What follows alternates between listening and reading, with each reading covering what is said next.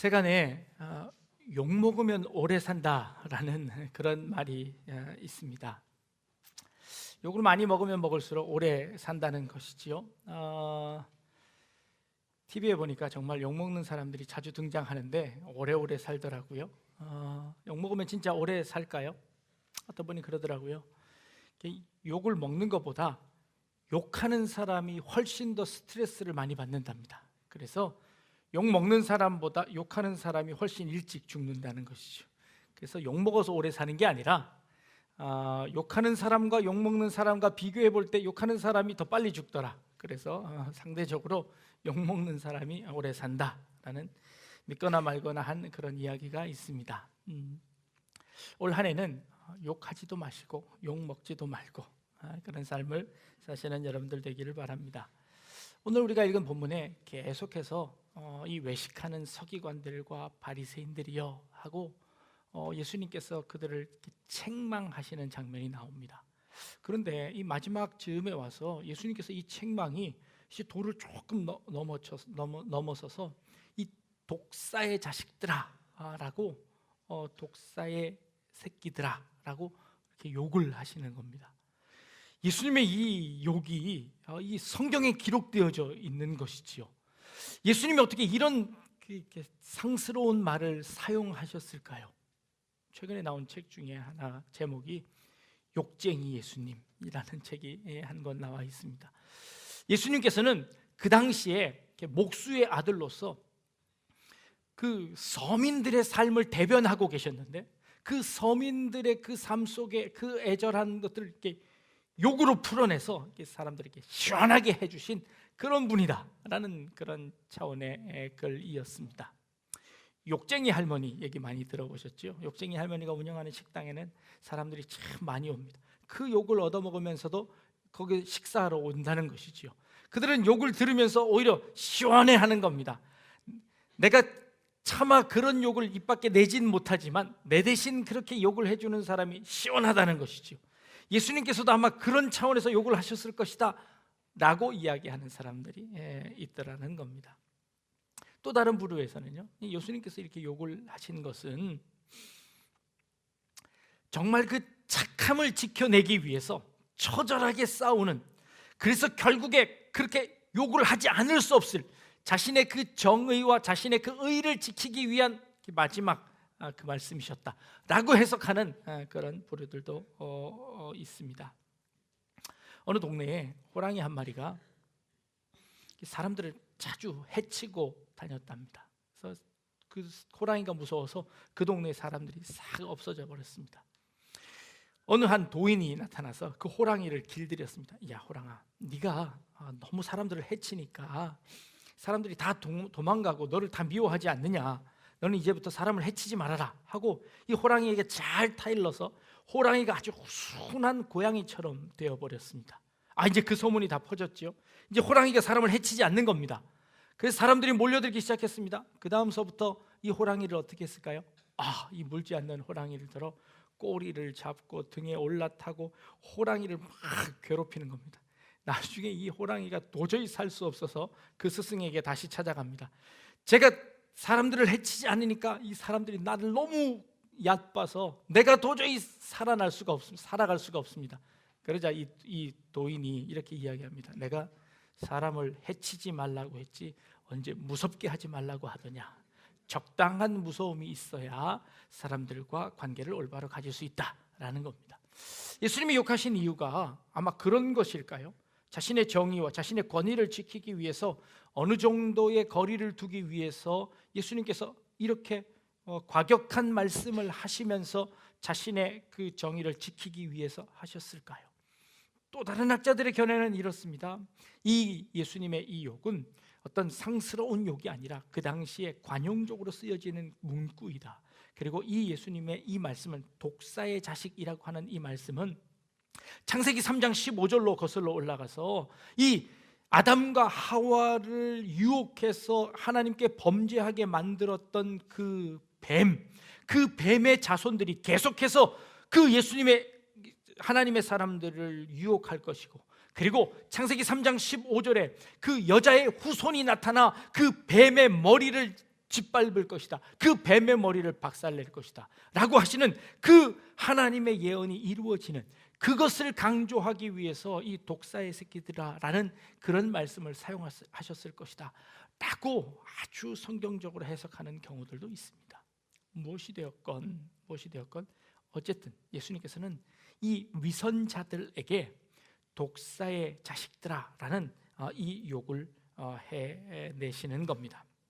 그리고 그렇게 정의를 지켜내려고 예수님의 뜻을 온전히 하나님의 뜻대로 살아가지 못하는 그들을 향하여서 분을 발하신 것이지요.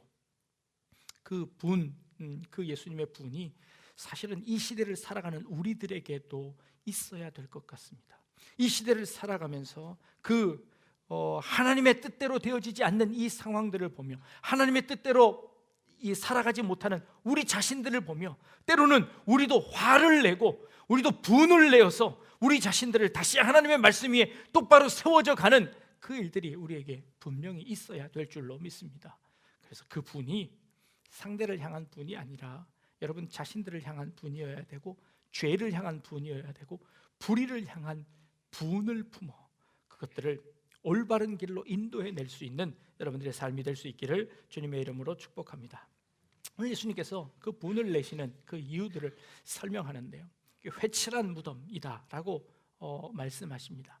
역사적인 배경들을 조금 알 필요가 있습니다.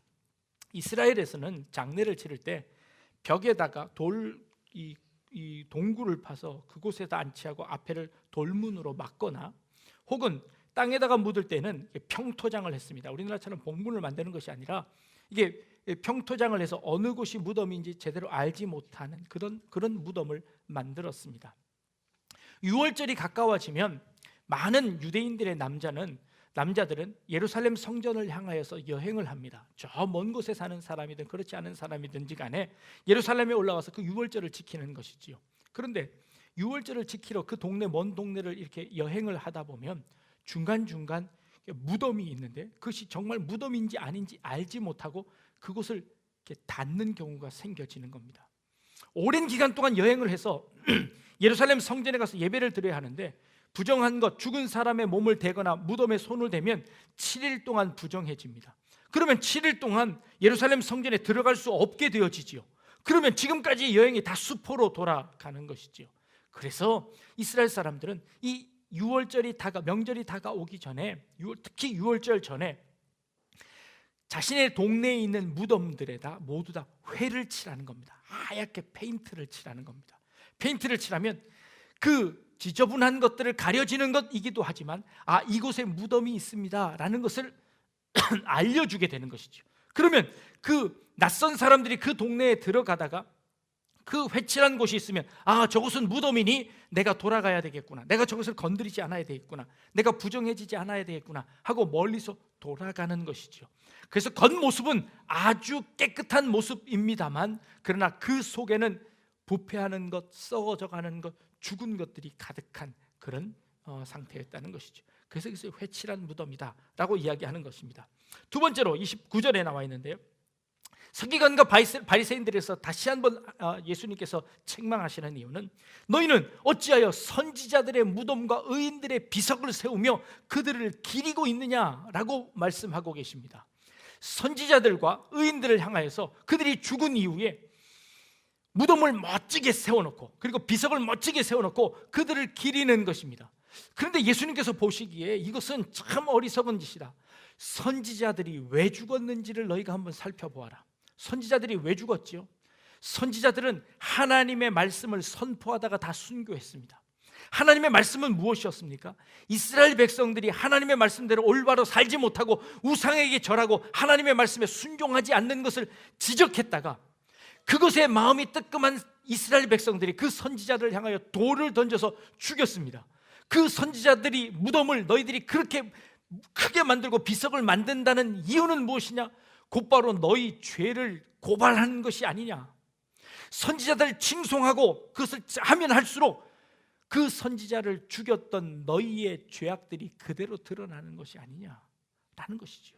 선지자를 칭송하면서 우리는 그 선지자를 높이 받듭니다. 그의 뜻을 기립니다.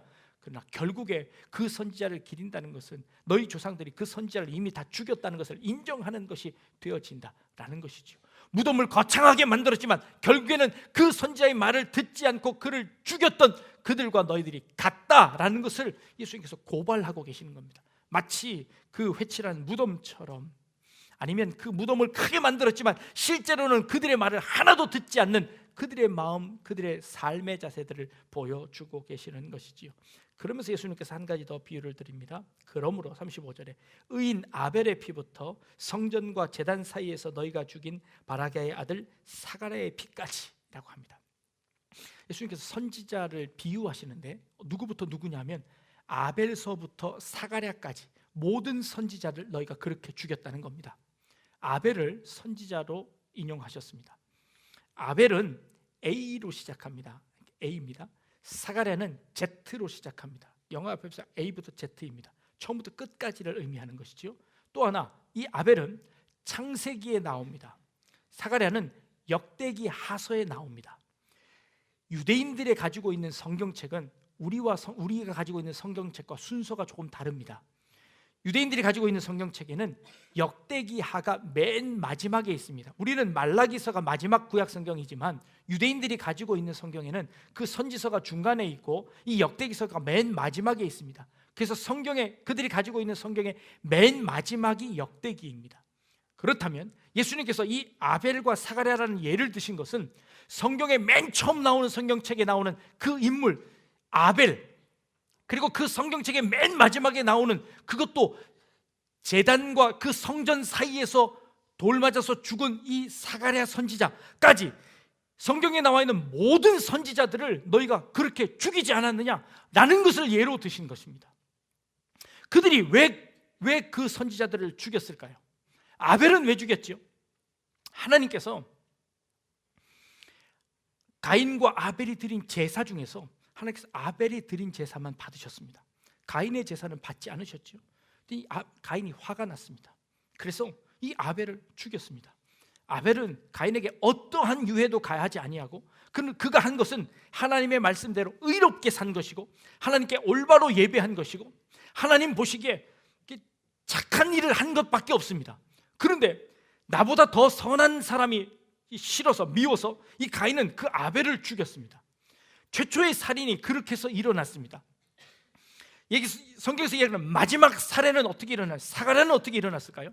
성전에서 죽었습니다. 성전에서 사람을 죽이는 일은 유대인들이 상당히 꺼리는 일입니다. 성전에서 아무리 잘못하더라도 성전에서 끌어내서 성전 바깥에 가서 죽이는 겁니다. 근데 하나님의 선지자를 성전 안에서 죽였습니다. 그 말은 뭘 의미할까요? 이 백성들이 보기에 이 사가랴 선지자가 하나님께 죄를 지었다고 생각한 것입니다. 그 자리에서 당장 죽이지 않으면 안 될 정도로 하나님의 이름을 모욕했거나 아니면 하나님의 말씀을 듣지 않았거나 불순종했다고 생각했기 때문에 하나님의 이름으로 죽인 것이죠. 아벨서부터 사가랴까지 이 선지자들을 죽이는 이유는 상당히 다양합니다. 하나님의 말씀을 거역하거나 때로는 하나님의 말씀을 적극적으로 받아들여서 하나님의 말씀으로 그를 죽이거나 어쨌든 그들은 모든 선지자들을 다 죽여왔다는 것이죠. 이것이 너희의 죄다. 그런데 너희는 그것을 싹 감추고 이것을 다 하나님의 뜻이라고 이것을 감추고 있지 않느냐. 그래서 지금 이 예수님을 향하여서 너희는 하나님의 이름으로 하나님의 아들을 지금 죽이려고 하고 있지 않느냐라고 하는 것을 지적하고 있다는 것입니다. 이들이 하나님의 이름으로 하나님의 아들을 죽이는 근거가 뭘까요? 지금 하나님의 이름으로 하나님의 아들로 오신 예수 그리스도를 죽이려고 합니다. 그들의 죽이는 근거가 뭘까요? 하나님의 뜻입니다. 하나님의 뜻은 어떻게 할 수 있을까요? 무엇이 하나님의 뜻일까요? 가인과 아벨이 제물을 드렸습니다. 가인과 아벨이 제물을 드릴 때 하나님께서 아벨의 것은 받으셨습니다. 아벨의 것을 받으셨다는 것을 어떻게 알았을까요? 어떻게 가인의 제물은 받지 않으셨다고 했을까요? 한번 상상을 해보십시오. 성경에 나타나 있지 않기 때문에 충분히 여러 가지를 상상할 수 있습니다. 하늘에서 불이 내려왔는데 둘이 똑같이 제단에 제물을 갖다 놓았는데 하늘에서 불이 내려서 아벨의 것은 확 불살라버리고 가인의 것은 불이 내려오지 않아 하나님께서 받지 않으셨을 수도 있습니다. 그런 예가 성경에 나타나 있으니까요. 또 다른 예는요, 똑같이 제물에 불을 떼서 두 개를 드렸는데 아벨의 이 제물은 그 연기가 쭉 올라가서 하늘로 똑바로 올라가거나, 가인의 제물은 그 연기가 바람에 날려서 옆으로 흩어지거나 하는 방법이었는지도 모르겠습니다. 그런 예도 구약성경에 등장하기 때문에 그런 예일 수도 있습니다. 근데 정확하게 알 수 없습니다. 그러나 하나 정확하게 알 수 있는 방법은 무엇이냐면, 알 수 있는 것은 두 사람 다 내 제물은 하나님이 받으셨구나, 내 제물은 하나님이 받지 않으셨구나 라는 것을 이 마음속에 확신했다는 것이죠. 하나님의 말씀, 하나님의 뜻을 그 마음속에 확신했습니다. 그전에는 하나님께서 아담에게 나타나셔서 말씀하셨습니다. 아담아, 오늘 너 뭐 했니? 하나님, 나 오늘 이런 거 했습니다 하고 하나님과 아담이 직접 대화했습니다. 그런데 죄를 짓고 나서 그 다음서부터 하나님과의 대화가 끊어졌습니다. 그리고 나선 하나님과 대화할 수 있는, 하나님의 뜻을 알 수 있는 방법이 예배밖에 없었습니다. 그 예배를 통해서 그렇게 드려졌습니다. 지금 우리가 드리는 예배를 하나님께서 받으시는지 안 받으시는지 여러분들 어떻게 알 수 있습니까? 알 수 없지요. 하나님의 뜻을 아는 방법이 무엇이 있을까요? 아브라함에게 하나님이 나타나셨습니다. 아브라함아, 너는 갈대아 우르를 떠나라 라고 말씀하셨을 때 이 하나님께서 아브라함에게 어떻게 말씀하셨을까요? 하나님께서 직접 음성을 들려주셨을까요? 아니면 꿈에서 나타나셨을까요? 아니면 환상 가운데 나타나셨을까요? 이 수많은 방법들은 성경에 다 나타나 있는 하나님이 나타나시는 방법 중에 하나입니다. 실제로 야곱은 그 꿈속에서 하늘로부터 내려오는 사닥다리를 보았습니다. 천사들이 왔다 갔다 합니다. 그 위에 하나님이 계십니다. 그리고 그 하나님이 야곱에게 약속하셨습니다. 그 하나님의 약속이 내가 너와 함께 하겠다라고 약속해서 그 약속 붙잡았습니다. 하나님의 약속 내가 붙잡습니다. 꿈에서 보았습니다. 하나님께서는 꿈으로 우리에게 말씀해 주실 수 있습니다. 여러분들의 꿈에 하나님이 나타나시던가요? 여러분들 꿈 혹시 안 꾸신, 어젯밤에 무슨 꿈 꾸셨나요? 하나님께서 어젯밤에 여러분에게 무슨 꿈으로 여러분에게 나타나셨나요? 그게 하나님의 꿈일까요? 아니면 개 꿈일까요? 어떻게 알 수 있죠? 우리가 많은 꿈을 꿉니다. 그 중에 80%, 90%는 다 개 꿈일 확률이 더 많습니다. 하나님의 뜻과 개 꿈을 어떻게 분별할까요? 어떤 게 하나님의 뜻일까요? 하나님의 뜻을 아는 것이 무엇일까요? 이 사두개인과 바리새인들은요, 자신이 믿는 것이 하나님의 뜻이라고 믿어서 지금 그 예수를 죽이려고 합니다. 예수를 핍박하려고 합니다. 자기 스스로 하나님의 뜻이라고 믿었습니다. 하나님의 뜻이 무엇일까요? 그들은 하나님의 뜻이라는 것을 어떻게 알 수 있었을까요? 네, 하나님의 뜻은 말씀이지 않습니까? 맞습니다. 하나님께서 이 말씀을 통하여서 우리에게 계시하셨습니다. 하나님의 말씀이 이 안에 다 들어있습니다. 맞습니다. 그런데 우리의 삶의 기준할 때 내가 오늘 무엇을 선택해야 할까요? 내가 어떤 삶을 살아야 할까요? 내가 어떤 길을 가야 할까요? 하나님의 말씀이 어디에 나타나 있나요? 이 하나님의 말씀이 어디에 나타나 있죠? 오늘 내게 주시는 하나님의 말씀은 무엇일까요? 하나님의 말씀을 알기 위해서 아침마다 책뜨기를 하는 사람이 있습니다. 오늘 저에게 하나님의 말씀을 주십시오. 쫙 펴서 탁 누르면 오늘 나에게 주시는 말씀은 이 말씀이구나. 하나님의 말씀일까요? 연말에 돌에다가 말씀을 새겨서 드렸습니다. 그 돌은 어디에 쓰는지 제가 알 수 없어서 이 물맷돌로 쓰시거나 호신용으로 쓰신다고 하시는데, 어떤 분들은 원래 내게 주시는 말씀이다, 은혜를 받았습니다. 네, 좋습니다. 그런데 거기에는 나쁜 말씀은 하나도 없습니다. 다 좋은 말씀만 있습니다. 어떤 말씀을 택해도 그 말씀은 내게 은혜되고 좋은 말씀일 겁니다. 그게 하나님이 내게 주시는 말씀일까요? 하나님의 뜻일까요? 하나님의 뜻을 우리는 과연 어떻게 알 수 있을까요? 저마다 하나님의 뜻이라고 우겨댑니다. 때로는 선교단체에서 이렇게 이야기합니다. 하나님께서 나를 여기로 보내셨습니다. 하나님께서 이 일을 하라고 시키십니다. 하나님께서 나를 이곳으로 인도하셨습니다. 하나님이 보내셔서 왔습니다 하고 하나님의 뜻을 자꾸 이야기하는 데가 참 많습니다. 그냥 묻고 싶습니다. 뭐가 하나님이 어떻게 도대체 말씀하셨습니까? 하나님이 어떻게 말씀하셨나요? 물론 하나님께서 우리의 모든 인생을 다 책임지십니다. 하나님께서 우리의 모든 것들을 앞길 책임지시기에 이 모든 것들이 다 하나님의 은혜입니다 라고 하는 것은 정당한 신앙의 표현인 것 같습니다. 그런 차원에서 하나님께서 나를 이곳에 보내신 것이 하나님의 뜻임을 내가 믿고 순종합니다. 정당한 표현입니다. 은혜의 표현입니다. 그러나 어떤 구체적인 상황 가운데서 이것이 하나님의 뜻입니다, 이것 아니면 하나님의 뜻은 다른 것은 하나님의 뜻이 아닙니다, 라고 하나님의 뜻을 한 가지로 못 박는 것은 굉장히 위험합니다. 만약에 그 일이 내 뜻대로 안 되어졌을 경우는 어떻게 됩니까?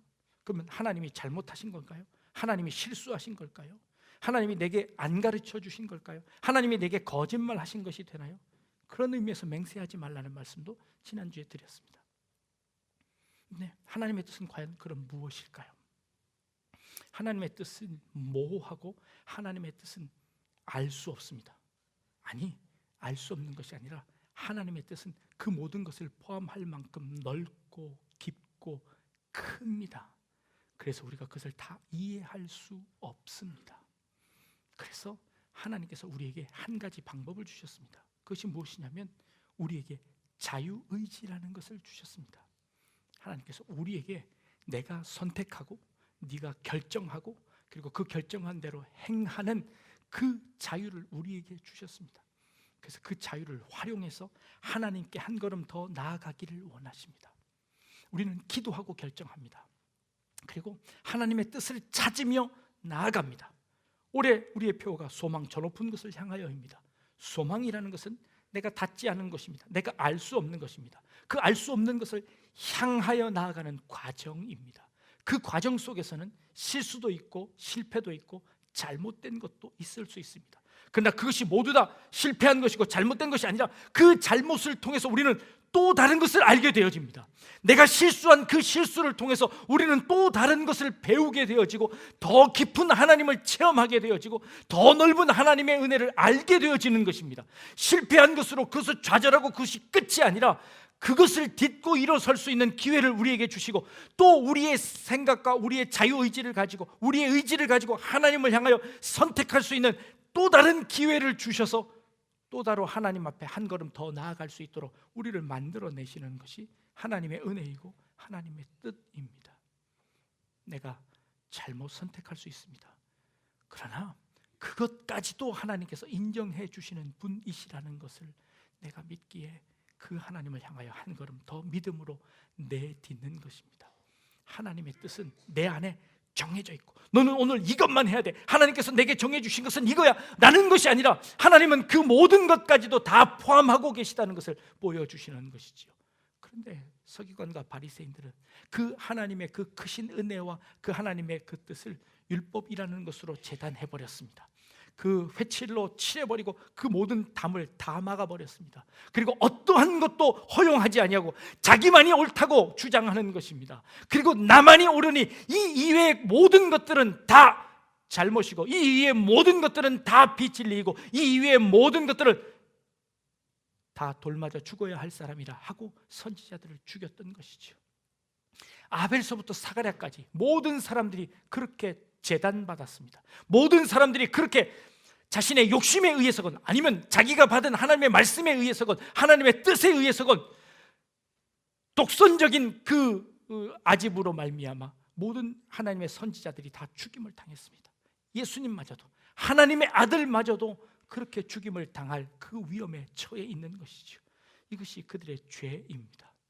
진리를 진리되지 못하게 하고 진리를 가두어두고 진리를 자기만의 것으로 독점해버리고 자기만의 것으로 자기 생각과 자기의 아집으로 가두어버리고 하나님마저도 가두어버리는, 하나님마저도 이 말씀처럼 하나님은 이렇게 사셔야 합니다, 하나님은 이렇게 해야 합니다 라고 하나님마저 가두어버리는 그런 신앙으로 말미암아 그런 고집과 독선과 그런 죄악들을 주님께서 이 시간 고발하고 계시는 겁니다. 우리의 삶이 그 넓으신 하나님의 은혜를 깨달을 수 있기를 바랍니다. 나는 언제든지 실수할 수 있습니다. 나는 언제든지 잘못할 수 있습니다.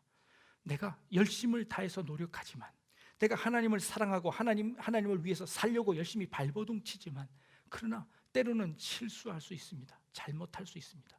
그리고 지금 그러나 이 내가 잘못한 것이 끝이 아니라 이거를 딛고 새롭게 갈 수 있습니다. 그러기에 나는 이것을 인정하는 것입니다. 하나님, 나는 죄인입니다. 나는 잘못했습니다. 나는 잘 알지 못합니다. 어떤 길이 올바른 길인지 잘 알지 못합니다. 그러나 하나님, 지금까지 내게 주신 은혜와 지금까지 내게 주신 지식으로 내가 오늘 이것을 선택합니다. 내 믿음으로 이것을 선택하고 하나님께 나아갑니다. 내가 이것을 결정하고 내 믿음으로 이것을 결정하고 하나님을 향하여 한 걸음 더 나갑니다. 내 이 걸음을 지켜주시고, 혹 내가 욕심 때문에 이것을 잘못 선택했거나 내가 그 길이 아직 잘 몰라서 잘못 선택했다면 그 걸음 돌이킬 수 있는 기회를 저에게 한 번 더 주셔서 그 길을 돌이키게 해주십시오. 이게 우리의 삶의 기도여야 합니다. 이것이 우리의 삶의 자세여야 합니다. 내가 그러듯이 상대방도 마찬가지죠. 그도 지금 실수하고 있는 것일 수 있습니다. 아니 어쩌면 나와 같은 실수를 딛고 한 걸음 더 나가 있는 사람인지도 모르겠습니다. 잘 알 수 없습니다. 그러나 그 역시 하나님께서 인도하실 사람입니다. 그 역시 하나님을 향한 소망을 가지고 걸어가는 길입니다. 나와 다를 수 있습니다. 나와 다를 수 있습니다. 그러나 그 다름마저도 함께 품고 계시는 하나님의 넓음과 그 깊음은 우리가 이해할 수 없지요. 그 하나님을 마치 내가 독점하는 것처럼, 하나님을 마치 내가 다 가진 것처럼, 그런 삶이 아니라 하나님의 그 무한하심을 깨닫고 그 하나님의 무한하심 앞에 여러분들의 오늘의 선택의 자유를 가지실 수 있기를 바랍니다. 여러분들의 오늘 결정에, 여러분들의 그 믿음의 결정에 여러분들이 자유할 수 있기를 바랍니다. 그것까지도 끌어안고 그것까지도 이해하고 더 나아가서는 하나님, 내가 믿음으로 결정했는데 내가 이 결정이 하나님께서 다른 길을 주신다면, 하나님께서 내게 다른 길을 허락하셨군요. 이것도 하나님의 은혜인 줄 알고, 이것도 하나님의 응답인 줄 알고 그것까지도 감사함으로 받을 수 있는 것, 이것이 한 걸음 더 나아간 신앙인 줄로 믿습니다. 여러분들의 인생 가운데 하나님의 뜻을 찾기에 노력해야 합니다. 기도해야 합니다. 말씀을 읽어야 합니다. 때로는 하나님께서 우리에게 감동을 주시기도 하고, 때로는 우리에게 환경을 허락하시기도 하고, 때로는 우리에게 음성을 들려주시기도 하고, 때로는 꿈을 주시기도 합니다. 그러나 그것을 분간하는 것은 결국에 우리의 마음 자세입니다. 우리의 자유의지입니다.